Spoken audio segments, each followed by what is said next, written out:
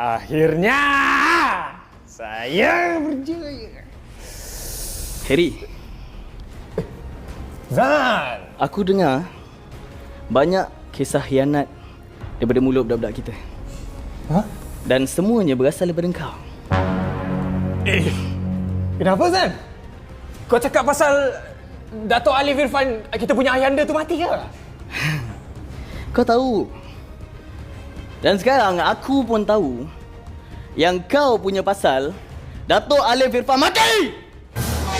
Zan, kau jangan main tuduh macam-macam, Zan. Kau jangan cakap aku yang bunuh. Kita sama-sama blood brother. Dah 20 lebih tahun kita sama-sama. Ayah anda tu jaga kita. Kenapa aku nak bunuh? Kau mana ada bukti? Kau jangan main cakap je. Kau cakap fikir dulu. Kau ingat aku nak main hembus je ke kalau aku tak ada bukti? Ni bukti kau! Sekarang kau nak cakap apa? Kau ni. Apa ni? CCTV semua dah ada lah, Harry. Kau yang masukkan racun dalam air Dato' Alif. Ini jangan kau bagi tahu kat budak-budak. Ini kau jangan bagi tahu kat budak-budak. Zan. Zan. Kau ingat tak? Kita dekat sini bila ayah dah tak ada, kita boleh naik sama-sama. Kita boleh jaga markas kita ni. Banyak untung. Harry. Kau sini. Kau jangan bawa perangai taik kau dekat semua orang dalam budak-budak kita. Sebelum medaklah ni sesar kau punya leher. Baik kau cakap betul-betul dengan aku. Kau nak mati hari ni ke apa? Zan, sabar dulu. Kau ni, kau macam nak rosakkan plan aku. Asyik. Kau tahu tak aku buat semua benda ni untuk kita? Kalau kau tak nak join aku, biar aku buat sendiri. Kalau kau halang aku hancurkan markas ni. Kau tahu tak? Tak ada siapa-siapa boleh hancurkan markas ni selagi aku ada kat sini.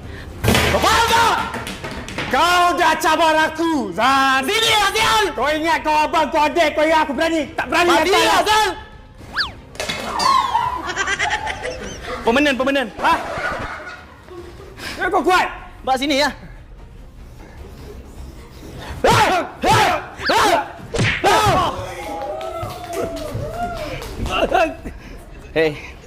Zan. Kau pandang aku sekarang. Sekarang kau tahu. Kau tahu aku siapa? Kau tahu kenapa aku jadi ketua? Kau tahu kenapa kau cemburu sebab aku kan? Cakap. Zan. Sekarang kau nak cakap apa? Zan. Sebelum kau mampus, cakap apa kau nak cakap?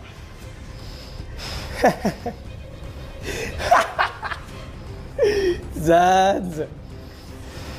Sebenarnya bukan aku yang bunuh ayah. Bukan aku yang bunuh Datuk, Zan. Jadi kalau kau bunuh aku, kau tak akan tahu siapa yang bunuh ayah sebenarnya. Kau diamlah, sial! Aku jadi